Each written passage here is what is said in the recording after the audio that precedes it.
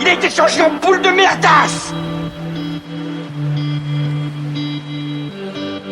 Elle glow. Elle glow. Il faut qu'on pète. Alors moi il m'épate. Et on lui pèlera le son comme au bailli du Limousin. On a vendu un beau matin, on a vendu avec ce tripe. Flattez-moi. Eh ben la denrée, on est en France. Allez, cul sec. Bonjour, bienvenue sur Histoire d'en dire plus. Aujourd'hui on aborde le film le plus rentable de tous les temps après Jurassic Park, E.T. l'extraterrestre. Allez, c'est parti.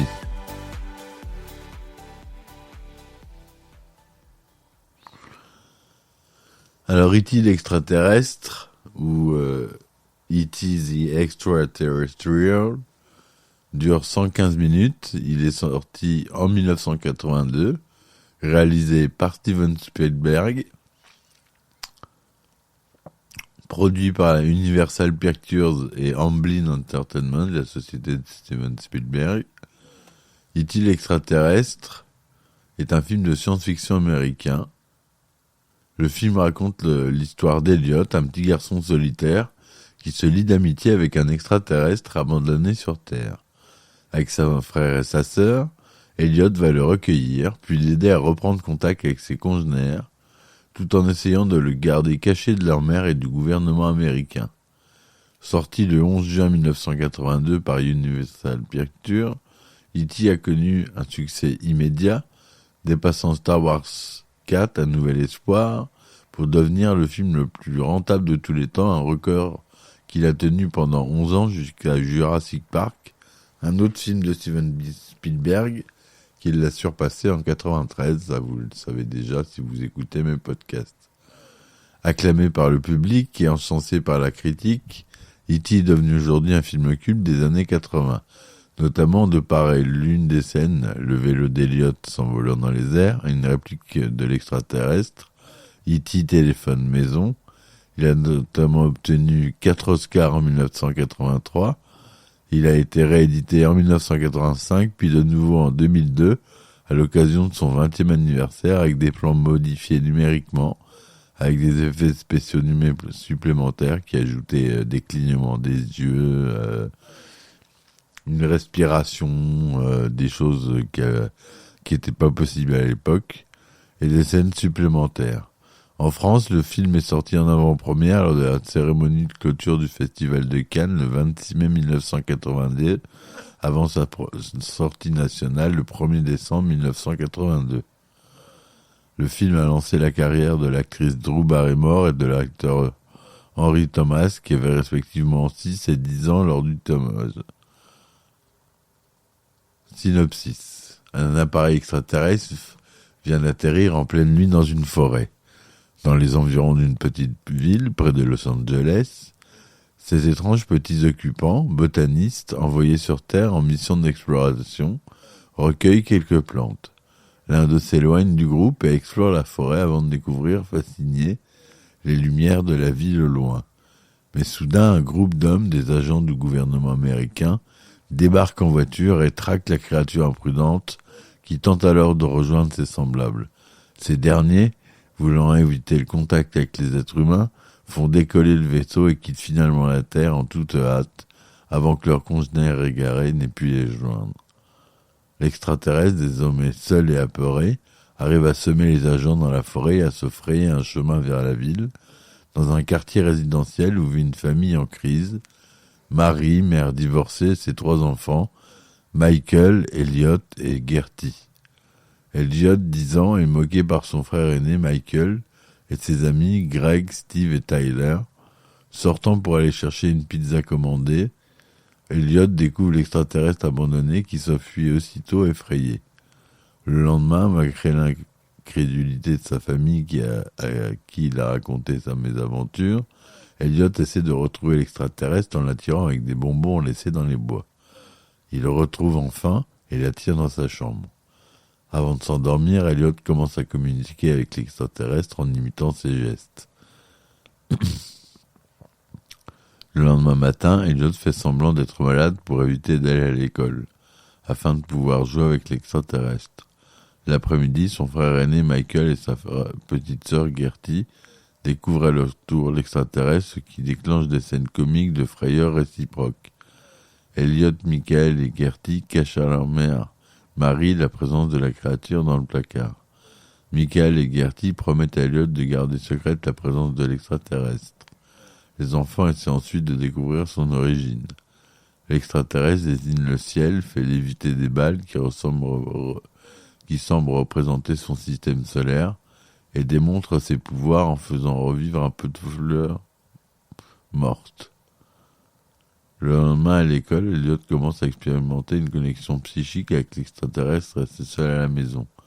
La créature explore le réfrigérateur et boit de la bière, ce qui a pour conséquence de rendre ivre Elliot en classe. Elliot libère ensuite les grenouilles dans une classe de la dissection, alors que l'extraterrestre regarde John Wayne embrasser Maureen O'Hara dans L'homme tranquille à la télévision. Cela amène Elliot à l'embrasser pareillement la fille de sa classe qu'il aime.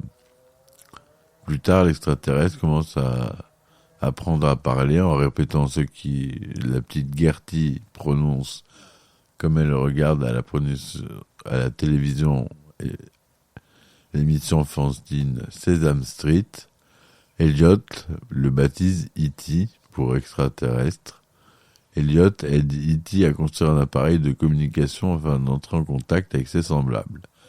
E.T. prononce les mots téléphone, maison en utilisant des appareils électriques et quelques jouets électroniques des enfants. Michael commence à remarquer que la santé d'E.T. se détériore. Le soir d'Halloween, Michael et Elliot déguisent E.T. en fantôme afin qu'il puisse se faufiler hors de la maison en le faisant passer pour Gertie. Elliot conduit ensuite E.T. à vélo vers la forêt. E.T. fait s'envoler le vélo dans les airs dans la nuit grâce à ses pouvoirs, scène culte du film, où E.T. installe son appareil pour appeler ses semblables. Cependant, le lendemain matin, Elliot se réveille seul dans la forêt à côté de l'appareil et E.T. a disparu. Elliot retourne donc seul chez lui, où sa famille, inquiète de sa disparition nocturne, a appelé la police. Michael part à son tour pour la forêt à vélo et il retrouve E.T. mourant, pendant qu'Elliot, malade, développe les mêmes symptômes que la créature. Marie prend peur lorsqu'elle découvre la maladie de son fils et l'existence de l'extraterrestre mourant dans la salle de bain. Les agents du gouvernement, qui ont fini par repérer la présence d'E.T., envahissent la maison. Les scientifiques, dont un homme surnommé Keys, car il porte les clés à la ceinture, créent une installation médicale dans la maison, mettant en quarantaine Elliot et E.T. Après ces heures de soins. Elliot récupère E.T., qui meurt, ce qui rompt le lien psychique entre le garçon et l'extraterrestre. Elliot, triste, reste un instant seul avec la créature morte, lui qui dit qu'il l'aime, ce qui a pour effet de faire revivre le pot de fleurs. Et E.T. revient finalement à la vie en s'exclamant « Téléphone maison ». Elliot comprend donc que les congénères d'E.T. ont finalement bien reçu le message et s'apprêtent à revenir sur Terre pour récupérer leurs semblables. Elliot et Michael volent le camion dans lequel E.T. a été placé et s'ensuit une course-poursuite entre le camion et la police et les scientifiques à travers la ville. Elliot, Michael et E.T. sont rejoints par Greg, Steve et Tyler et tous s'enfuient à vélo pour se rendre dans la forêt. E.T. fait une nouvelle fois s'envoler leur vélo dans les airs. Dans la forêt, à la tombée de la nuit, le vaisseau spatial arrive enfin. Devant les yeux émerveillés d'Elliot, Michael, Greg, Steve et Tyler, rejoints par Marie, Gertie et l'agent Case. E.T. fait ensuite ses adieux émouvants à Gertie, à Michael et enfin à Elliot en larmes, à qui il déclare « Je suis toujours là », en indiquant le front du garçon de son doigt lumineux. Puis E.T., dont le cœur est éclairé dans sa poitrine, monte enfin dans le vaisseau, avec dans les mains le pot de fleurs ressuscité offert par Gertie, et tous assistent avec émotion au départ de l'engin qui disparaît à jamais dans le ciel, en laissant derrière lui un arc-en-ciel. Voilà pour la belle histoire d'E.T. Faut savoir que c'est un film qui a un budget de seulement 10 500 000 $, ce qui a rien par rapport au film de maintenant, si vous réfléchissez bien. C'est carrément rien du tout. Mais à l'époque, ça l'était. Les effets visuels, on a notre cher ami Dennis Muren pour Industrial Light and Magic et Bill George pour l'édition spéciale. Dennis Muren, dont j'ai déjà parlé dans mes podcasts, qui est une star des effets spéciaux, qui a notamment commencé pour Star Wars. Au montage, on a Carol Littleton. À la musique, c'est du John Williams, comme d'habitude. Une grande bande son, très belle. C'est tourné en Deluxe Technicolor, 35 mm Panavision, 1,85, dont son stéréo Dolby. L'édition spéciale couleur Kodak, son DTS SDDS, son Dolby Surround X. Ça a été tourné au Laird International Studio de Culver City en Californie, à Porter Ranch, à Tujunga, à Crescent City, de septembre à novembre 81 et janvier et février 82 pour les scènes additionnelles. Le film est sorti le 26 mai 82 en France. La première mondiale, elle était au Festival de Cannes. Et le 1er décembre 1982, sortie nationale. Aux États-Unis, le 11 juin 1982. Au Royaume-Uni, le 9 décembre 1982. À l'origine, Steven Spielberg avait prévu de faire un film plus noir avec des aliens qui terrorisent une famille dans sa maison. Il réutilisera cette idée, mais dans un autre contexte, en produisant en 1982 Poltergeist de Tobe Hooper. Sur le tournage du film Rencontre du troisième type, le réalisateur français François Truffaut, qui jouait dans ce film, aurait conseillé à Steven Spielberg de réaliser un film dont des enfants seraient le héros. Cela aurait été une des inspirations pour le réalisateur américain. Pour le scénario d'E.T. extraterrestre, l'écrivaine française Yvette de Fonclare révèle qu'elle a découvert avec surprise le récit de son propre roman, L'enfant des étoiles, écrit en 1979, et qui relate la rencontre entre des enfants et un jeune extraterrestre perdu sur la Terre. En février 81, Yvette de Fonclare avait envoyé son manuscrit à la société The Walt Disney Company quand Yvette de Fonclare envoya son manuscrit. Cette dernière émet l'hypothèse du plagiat de son ouvrage, si ce n'est une très forte coïncidence. Par ailleurs, des similarités ont été relevées entre le film de Spielberg et un film québécois, Le Martien de Noël, réalisé par Bernard Gosselin en 1971. Le visage d'E.T. est invisé par les visages de Carl Sandburg, Albert Einstein et le chat du concepteur d'E.T., Carlo Rambaldi. Les différents titres des versions de travail d'E.T. a été A Boy's Life, Night Skies and E.T. and Me. Si Melissa Mathison est la scénariste officielle du film, c'est Steven Spielberg qui a conçu le film. En effet, E.T. l'extraterrestre est quasiment autobiographique. N'ayant pas d'amis dans son enfance et que ses parents s'étant séparés, le jeune Steven, fasciné par les ovnis, s'inventa un ami imaginaire. Aujourd'hui encore, Steven Spielberg affirme que E.T. l'extraterrestre est son film le plus intime. Au départ, Drew Barrymore devait jouer le rôle de Carol Ann Freeling dans le film Poltergeist, mais Steven Spielberg, ne la trouvant pas convaincante, l'a fait remplacer par une amie de Drew, Heather Rourke. Elle réécrit en urgence le script de d'E.T. afin d'y insérer le rôle, non prévu à l'origine, de Gertie pour sa filleule. Lors des auditions pour le rôle d'Elliot, on demanda à Henry Thomas d'exprimer sa tristesse. Il pensa au jour où son chien avait trouvé la mort et pleura vraiment. ce qui a fait vraiment verser des larmes à Steven Spielberg qui l'engagea sur le champ. L'acteur Harrison Ford aurait dû apparaître dans le film dans le rôle de directeur de l'école d'Elliot. Elliot, après avoir été expulsé apparemment sous de sa classe, après avoir fait s'échapper toutes les grenouilles des élèves, était conduit chez le directeur par l'infirmière. Cette dernière était interprétée par Melissa Madison, la scénariste du film, à l'époque la compagne d'Harrison Ford. Mais celle-ci se trouva si mauvaise qu'elle demanda au réalisateur de ne pas conserver la séquence qui n'était pas nécessaire au film. On peut cependant la découvrir dans les bonus de l'édition spéciale et la novélisation écrite par le romancier William Koslinkel, qui publiait également 2 ans après la sortie du film une suite basée sur l'idée de Spielberg, La planète verte. E.T. l'extraterrestre est un des rares films à avoir été intégralement tourné dans l'ordre du scénario, afin de permettre aux jeunes acteurs d'être plus sincères dans leurs émotions induites par l'histoire qu'ils découvraient au fur et à mesure, et aussi de s'éviter de trop longues séances de montage. La deuxième scène du film montra les enfants en train de faire une partie de Donjons et Dragons, boîte de base chez la mère d'Elliot. Avant la production du film, Spielberg organisa une session de Donjons et Dragons avec les jeunes acteurs. La fameuse scène d'envol d'Elliot dans les airs à vélo est un hommage au film Miracle à Milan de 1951 de Vittorio De Sica et Cesare Sabatini.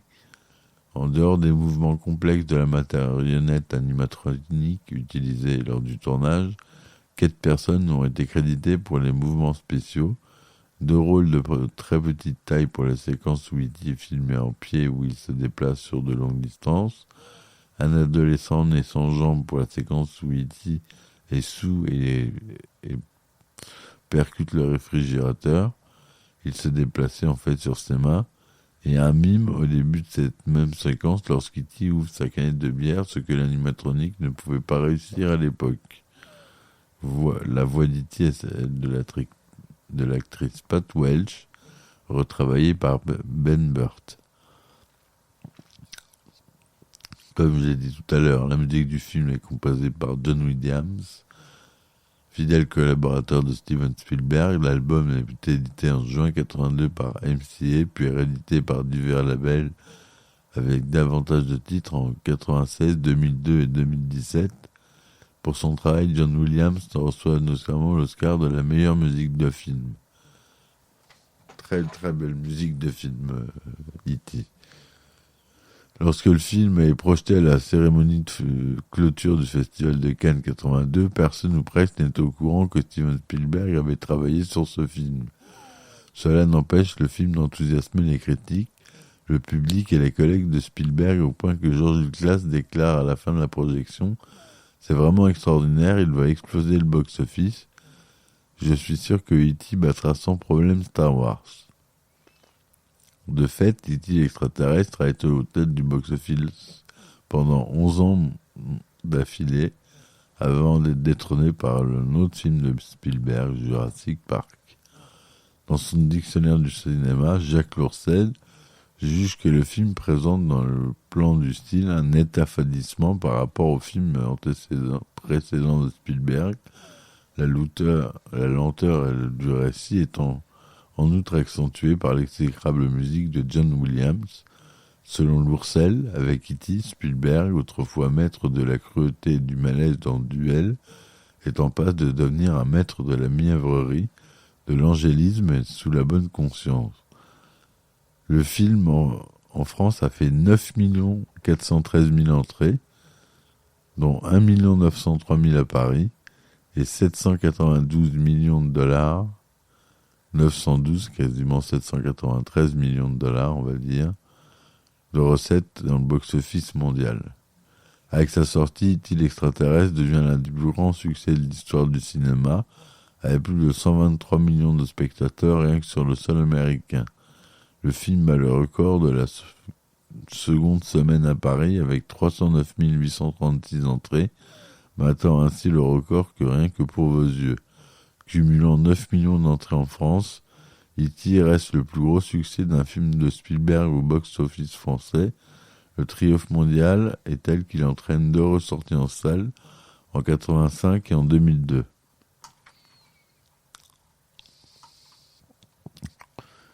Alors il a reçu un nombre de récompenses. On va s'arrêter aux Oscars. Oscar de la meilleure musique originale pour John Williams. Meilleur son pour Robert Nilsson, Robert Glass, Don Didio Ramo, Jens Escantamessa. Meilleurs effets spéciaux pour Carlo Lombardi, Dennis Muren et Kenneth Smith. Meilleur mixage pour Charlene Campbell, Ben Burt. Les Saturn Awards, meilleur film de science-fiction, meilleur scénario, meilleurs effets spéciaux, meilleure musique, meilleure affiche. Japanese Academy Award, meilleur film étranger, meilleure interprétation. BAFTA Award, meilleure musique, meilleur film en langue étrangère pour le Blue Ribbon Shoe. Boston Society, meilleur film et meilleur réalisateur, meilleure photographie. Et ça continue, et ça continue, et ça continue. Je m'arrête là.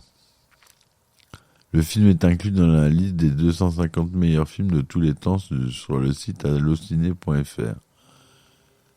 Le site fait partie de la liste du BFI des 50 films à voir avant d'avoir 14 ans, établi en 2005 par le British Film Institute, intégrant même le top 10 de cette liste. Le film est ressorti en salle pour son 20e anniversaire. À cette occasion, il a subi quelques changements. Lorsqu'E.T. fuit l'équipe de Keys au début du film, on le voit désormais courir, tandis que dans la version générale, ne montrait que la lueur de sa poitrine avançait rapidement. En fait, une lumière montait sur un wagonnet. De plus, on peut le voir s'arrêter de courir lorsqu'il aperçoit son vaisseau quitter la planète, puis continuer son chemin vers la ville. Une nouvelle scène montre E.T. et Elliot dans la salle de bain. Cette scène n'avait pas été retenue en 82 car Spielberg avait été jugée insuffisante pour la qualité des effets spéciaux de l'époque. Donc elle a été refaite en numérique, et là ça marche bien. Et pour un certain nombre de scènes, incluant E.T. tout au long du film, les mouvements de ses lèvres ainsi que certaines de ses expressions faciales ont été améliorés par ordinateur. Une phrase prononcée par la mère a été modifiée, le mot terroriste a été remplacé par Baba Cool. La séquence d'Halloween est plus longue. Les armes des policiers et des agents gouvernementaux poursuivant E.T. et Elliot ont été remplacées par des talkie-walkies. Ces changements ont été dénoncés par Trey Parker et Matt Stone dans l'épisode satirique de South Park, Béret Gratos, saison 6, épisode 9. Il faut préciser que le réalisateur, influencé par son ami George Lucas, qui avait également fait des changements lors des rééditions des épisodes 4, 5 et 6 de Star Wars, entre 1997 et 2004, pour être raccord avec les épisodes 1 et 2 et 3, tout en mettant au goût du jour. En juin 2012, Spielberg confie dans des interviews qu'il regrettait les changements d'édition spéciale de 2002 et qu'il conseillerait désormais aux gens n'ayant jamais vu le film de regarder la version originale cinéma de 82. C'est pour cette seule raison que seule la version originale est désormais proposée sur les éditions en DVD et en Blu-ray.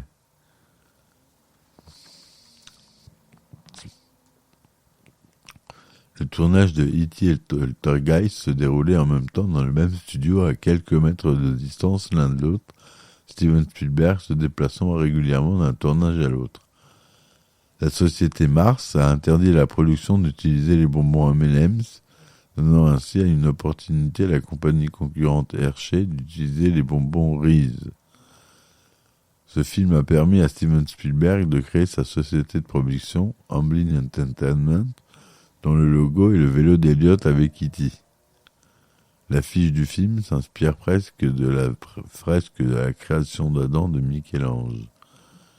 Ce film a lancé la carrière de l'actrice Drew Barrymore, alors âgée de 6 ans. Elle avait néanmoins déjà joué au-delà du réel en 1980 et dans 2 téléfilms, Bogey en 80 et Sudden in Love en 78. Il a aussi lancé celle de Henry Thomas, qui avait joué auparavant dans L'Homme sans ombre en 81, C'est également la première apparition de l'actrice Erika Eleniak, qui jouera dans Alerte à Malibu. C'est tout ce qu'elle fera. Hein. Elle fera des photos de charme, et c'est tout. E.T. dans la culture populaire. Lien avec la saga Star Wars. Le film présente 2 clins d'œil de Steven Spielberg à son ami George Lucas et à sa saga Star Wars. Une scène dans laquelle Elliot montre à E.T. des figurines représentant des personnages de Star Wars, Greedo, Hammerhead, Walrusman, Snaggletooth, Lando Calrissian et Boba Fett. Une scène dans laquelle Elliot, Michael et E.T. déguisés en fantômes croisent dans un rue un enfant déguisé en Yoda pour la fête d'Halloween. Dans la chambre d'Elliot et Michael, on aperçoit un arrière-plan, plusieurs jouets à l'effigie des vaisseaux de Star Wars. George Lucas ajoutera en caméo un groupe de 3 individus à l'image d'E.T. lors d'une séance du Sénat galactique dans le film Star Wars épisode 1.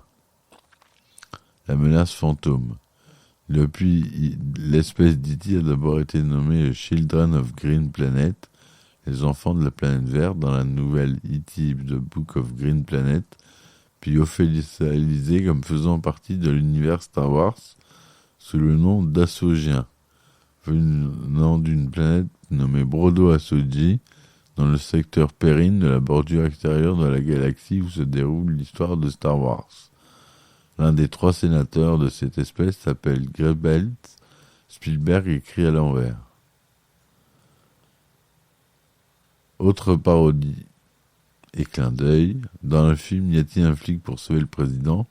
Le faux docteur Mannheimer traverse une fauteuil en fauteuil roulant et passe devant la lune, devant sa chute, volant à la manière de la scène culte d'E.T.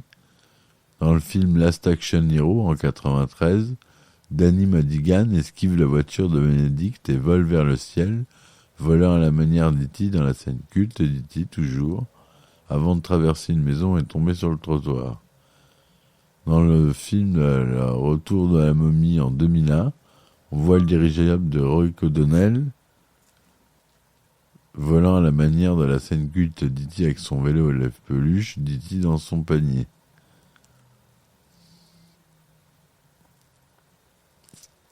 On a la même scène dans Ma famille d'abord, 2005. Dans Taxi 4, dans Tous à l'Ouest. Une scène de la cérémonie des Jeux Olympiques de Londres de 2012 montre un vélo volant à la manière de la scène culte d'E.T.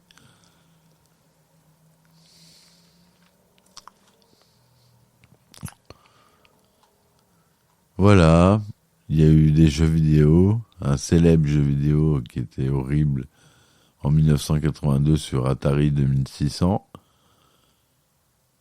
E.T. extraterrestriel, qui était... Ils en ont fait tellement qu'ils étaient obligés de les enterrer dans le désert pour s'en débarrasser, tellement ça se faisait pas, c'était la fin, c'était le gros crack des jeux vidéo de 83. Et donc, il est sorti au mauvais moment et il faut dire qu'il était assez nul comme jeu. Et il y a eu 1, 2, 3, 4, 5, 6, 7, 8, 9 jeux. Sur Game Boy Advance, sur les consoles portables, la GameCube, et puis E.T. Fun Pack pour Lego Dimension. Pour célébrer les 40 ans du film, Funko annonce une série de figurines pop à l'effigie d'Elliot, E.T. et Gertie.